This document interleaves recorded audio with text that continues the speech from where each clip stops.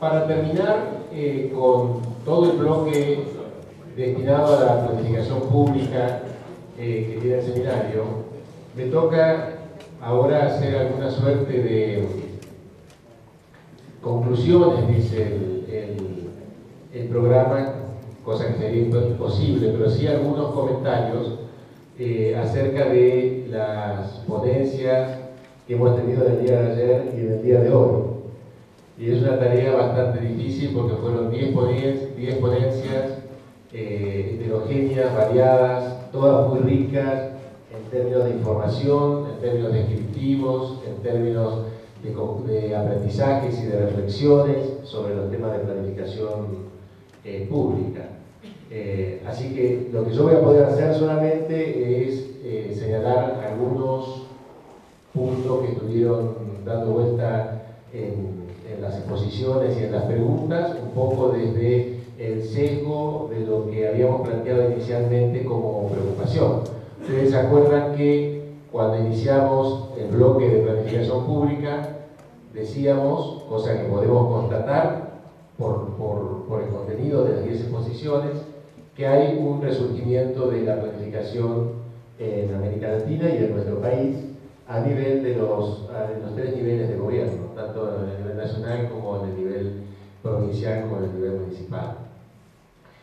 Nosotros planteábamos más bien la pregunta de, perfecto, hay un resurgimiento de la planificación, pero ¿hacia dónde va la planificación pública? Y planteábamos algunos interrogantes sobre eso. Voy a tratar de hacer referencia a algunas de esas preocupaciones y tal como aparecieron en las exposiciones que tuvimos. En primer lugar, creo que una enseñanza, una reflexión, un tema que nos trae lo que fue la experiencia de Colombia en el primer panel que tuvimos, es la importancia que tiene el tiempo y la experiencia sostenida en los temas de planificación. Si una cosa tiene a favor la experiencia colombiana, es que han logrado mantener la experiencia planificadora durante décadas.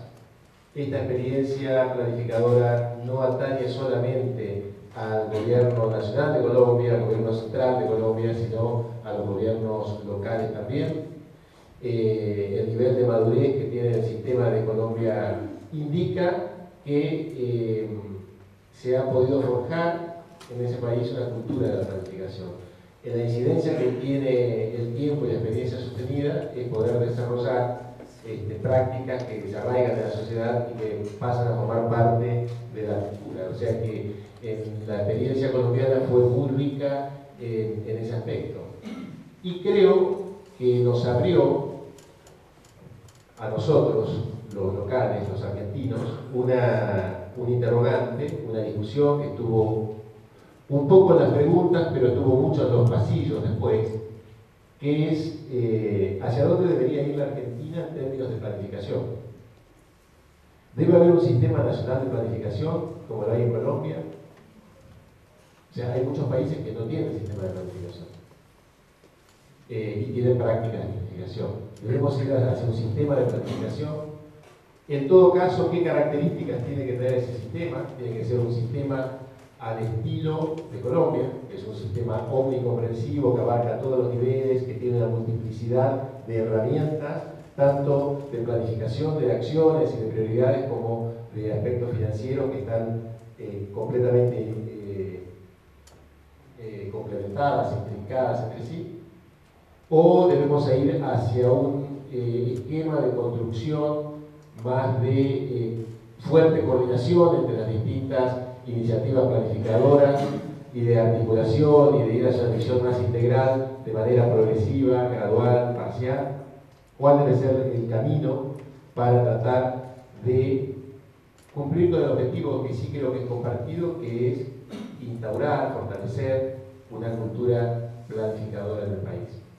Esta es una pregunta, un tema abierto, un tema de debate, que incluso sería un tema bueno para que ASAP lo tomara como una línea de discusión a lo largo actividades vinculadas a planificación en el año. Otro aspecto importante, o por lo menos interesante, que surgió de los paneles de ayer, es ¿qué es la planificación realmente? ¿Es un requisito de las políticas públicas o es una aventura, es un desafío? Si ustedes se fijan, la distancia que hay entre, por ejemplo, la exposición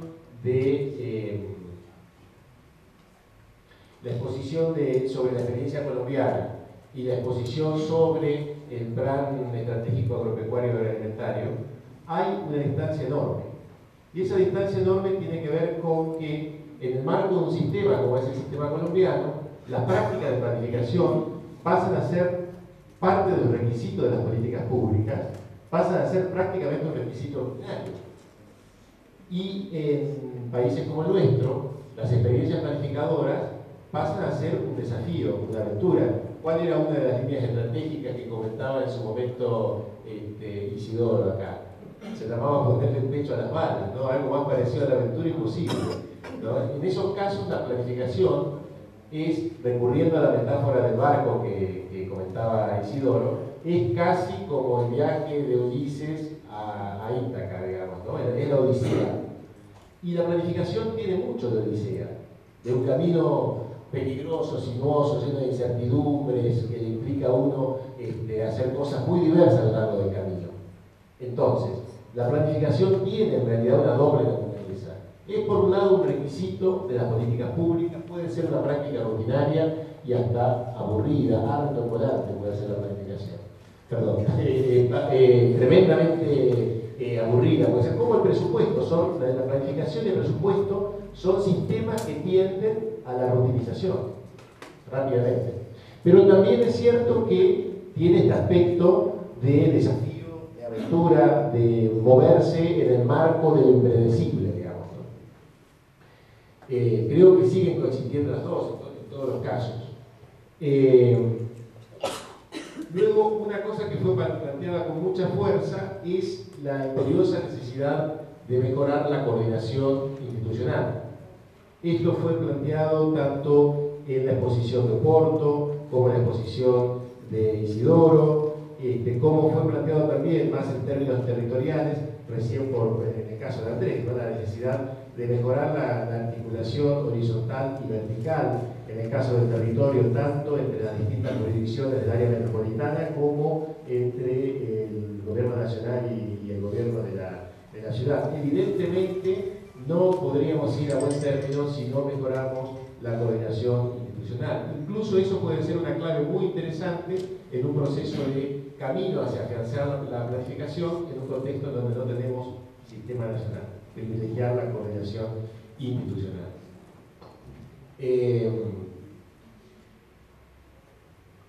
Habíamos hablado de la dimensión política de la planificación y creo que es rico el planteo que hizo Isidoro Fleischmann ayer de diferenciar en los procesos de planificación lo que es la lógica metodológica y lo que es la lógica político-social y participativa.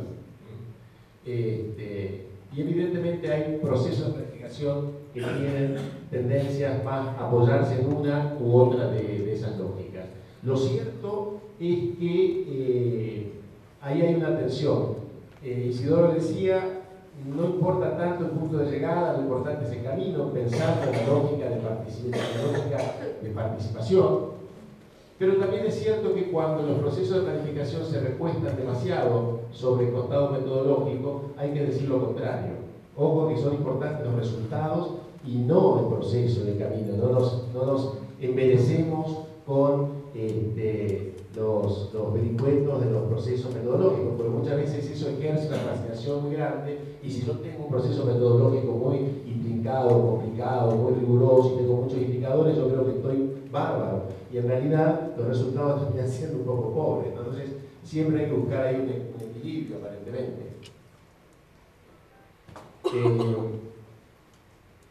También resulta interesante si existe este costado, esta dimensión que llamamos político-social participativa, tener en cuenta que, como decíamos al inicio de todo este bloque, las políticas públicas y la planificación se desarrollan en un contexto de conflicto, pero que los conflictos necesariamente tienen dos dimensiones, y eso lo planteaba también Isidoro en la experiencia del PEA. Tiene una dimensión de antagonismo, muchas veces necesariamente, y también tiene un gran campo de convergencia. No vamos a lograr nunca un consenso pleno. En realidad el consenso siempre es un consenso conflictivo, pero hay un campo importante de acuerdo que es lo que debería ampliar el campo de lo posible y hacer que las experiencias de planificación o de desarrollo, de producción de políticas públicas puedan ir hacia adelante. Importante no negar el conflicto ni tampoco caer en posturas meramente antagonistas que bloquean la posibilidad de avanzar. Yo creo que en eso hay mucho que aprender, y creo que una de las experiencias interesantes del plan estratégico alimentario ha sido fundamentalmente esa. El plan agroalimentario tiene muchas críticas respecto de las metas. Una de las críticas que tiene respecto de las metas es que son muy generales y que todo el mundo va a estar de acuerdo con esas metas. Otra, que los medios para alcanzar esas metas no están claros. Supongamos que estas críticas son razonables, pero lo que ha sido como experiencia después de un conflicto planteado en términos completamente antagónicos, como fue el de 2008 entre el conflicto con el campo, creo que la experiencia del plan agroalimentario ha sido muy importante, y la enseñanza creo que nos deja es esa, ¿no? Otro punto que ha aparecido con insistencia y que por lo menos para nosotros, para los que venimos de ASAP, es bueno porque lo incorporamos poco, es el tema de lo territorial. La planificación territorial es una práctica de suma importancia y en realidad termina siendo, o debería terminar siendo, un andamiaje fundamental para la planificación de las políticas de carácter sectorial. Entonces ahí yo creo que han habido avances importantes en la experiencia que nos narró Graciela Porto, pero creo que es una dimensión que tendríamos que incorporarla y tenerla cada vez más presente. Y está un poco en los comentarios, André, que vos habías realizado, como en los comentarios que nos había realizado Carlos también. Si la problemática del territorio tiene esto de que conjuga, el territorio soporta todo, digamos. Entonces la planificación desde el territorio conjuga desde los problemas cotidianos, que muchas veces están vinculados a políticas sectoriales, pero también conjuga los problemas de este tipo, ¿no? Los problemas de transporte, los problemas de inundaciones, los problemas de previsión de desarrollo, ¿no? De desarrollo urbano, que es tan importante. Hay un tema que me parece, no tuvimos tiempo de profundizarlo, pero que me parece muy interesante, que surge de la exposición que nos hizo Carlos, que es el tema de planificación y recursos. Hay una primera reflexión que hay que hacer con esto, es decir, uno puede tomar decisiones estratégicas, pero no alcanza si no hay una planificación sistemática. Doy un ejemplo. Un país puede tomar la decisión de destinar el 6% del PBI a educación, pero si no hay un proceso de planificación sistemática, los resultados no necesariamente están garantizados. Los recursos por sí solos no alcanzan, digamos. Pero por otro lado, también es cierto que muchas veces las experiencias de planificación se empiezan a dar cuando hay recursos. Y tú lo planteabas muy bien, es decir, cuando estabas en el horno no podías planificar demasiado más que el día a día, cómo salir del paso. La planificación comienza cuando el municipio empieza a tener una situación más desarrollada en términos de recursos y se puede empezar a plantear, hacer un plan de obras, ¿no? Entonces la pregunta acá es, bueno, ¿qué hacemos con la planificación en el momento de restricciones? Porque por un lado, por sentido común, pensamos, bueno, cuando hay más restricciones es cuando más tendríamos que tener planificación. Y por otro lado, la experiencia nos dice que en general la planificación cobra vigor en los momentos en que tenemos más solvencia de recursos, ¿no? Hay una relación que hay que examinar. Y la problemática de la planificación urbana que trajeron ustedes y la son temas que hemos abordado poco nosotros, parece fundamental, es apasionante la planificación urbana, permite diagnósticos técnicos bastante precisos, permite proyecciones de manera bastante precisa que otros campos de las políticas no lo permiten.